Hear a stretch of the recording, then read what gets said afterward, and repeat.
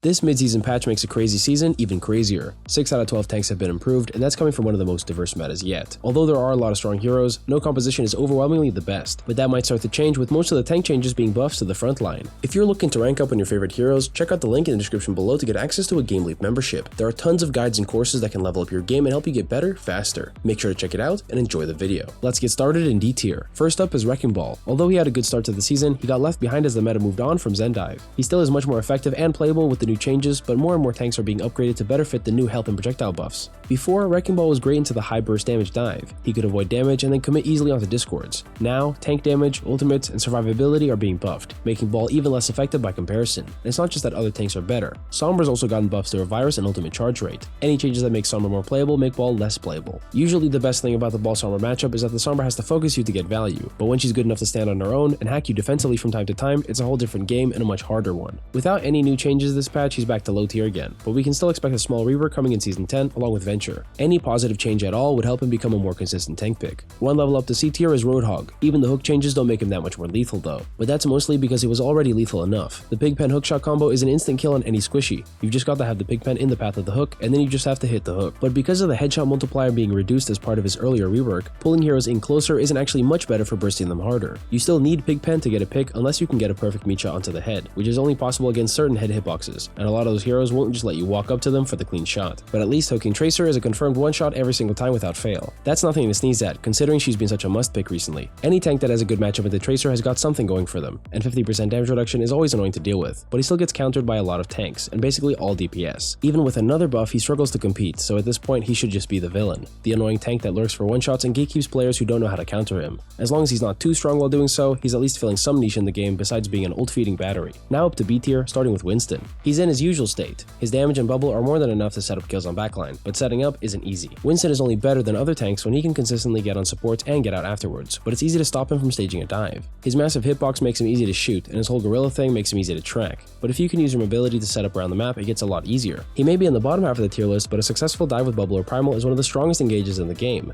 With how good DPS heroes are at carrying, all you really need to do is draw attention and contest enemies, and if you can survive while your DPS takes space, you can build even more primals and help even more to force the engage. It's not the most ideal season to be playing Winston. Lucio and Brig make it impossible to instantly dive whoever you want, and especially tank busting damage heroes like Reaper and Magga got buffed to this patch. But with the amount of armor he has and armor ignoring damage he deals, he's a decent frontliner. You can build 20% of your ultimate during a single bubble engage on the enemy frontline. The more people looking at you without killing you, the better it is for your team. Moving on to the third dive tank, it's Doomfist up next. The Meteor Strike buff is pretty good, but Doom is staying in B tier. Still, he's one of the hardest heroes to kill with how many escape options he has, and those escape options double as engage options. He's a very good tank right now. Even though most of the dive tanks are in the bottom half of the tier list, the comp is good. It just depends on how good the tank can support the DPS. Doom's got his punch to peel away both enemy tanks and flankers. And just like Hog, he's also got a good matchup with the Tracer, which is extra useful for setting up your own flank. His punch and slam are so quick that he can attention trade without risking death like Winston can, but his counters are still pretty overwhelming. Sombra's punching down on Ball, and she's also an easy pick into Doom. Getting hacked means you either instantly die or can't go in for the next 10 seconds. Getting silenced out of your movement abilities or interrupted out of your block are already bad enough, but the wall hack effect after being hacked is too much. And it's not just the DPS that are a problem. The top tanks later in this list are pretty good at slowing and stunning. But first, we've got another type of tank that outmatches Doom, Zarya.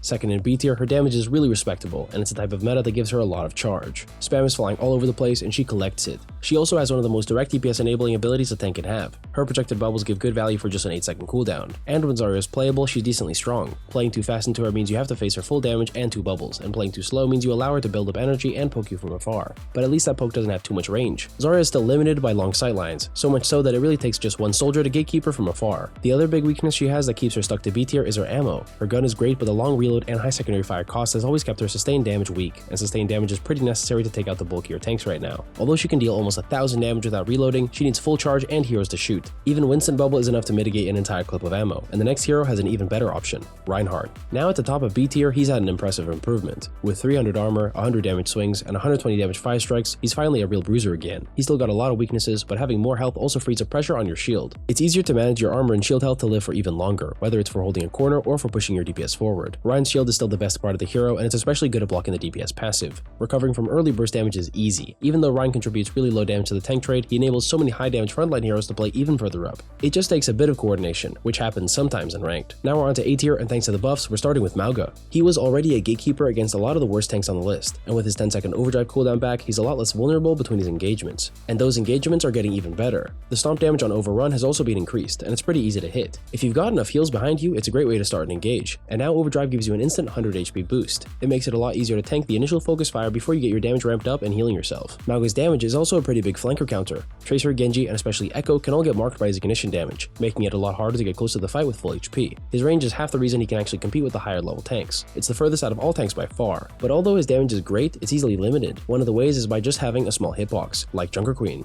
She's sticking around for another season as a reliable damage output tank. The only utility she needs to be useful is her knife. It's relatively easy to hit and deals hefty damage, and you can of course pull targets in to confirm the pick. The rest of her value is pretty much just her scattergun. Trying to force a shout and slash engage usually ends up failing. Instead, playing slow to capitalize on an advantage with those same abilities is much more likely to net you a fight win. And her ultimate is the only other way to anti-heal in the game besides Ana's nade. Even if it can be easily matched by a cleanse or even immortality field, it's an ability that demands a response. If you can't counter it, you stand the chance of falling over every time it gets used against you. But although the Season 9 changes have mostly benefited Junker Queen, her small hitbox is less of an advantage. It especially makes her weaker into the final tank in A tier, Diva. Her damage range is amazing in Season 9. She used to struggle into Queen's melees and axe, but now she can match the range damage. And with Defense Matrix, there's always an easy matchup in eating the knife. Diva's whole playstyle is about enabling and peeling, fitting for how much more impactful damage heroes are. And she's even got some of the best mobility in the game to shut down enemy DPS. She's one of the most capable heroes in the game overall, so it makes sense that she's still A tier. But when Zarya, Mei, and Symmetra are getting stronger, it's not a completely safe pick. There are still a lot of maps where Diva dominates. High ground escrow maps like Dorado and Gibraltar give Diva a lot of space to both work the objective and shut down flanks.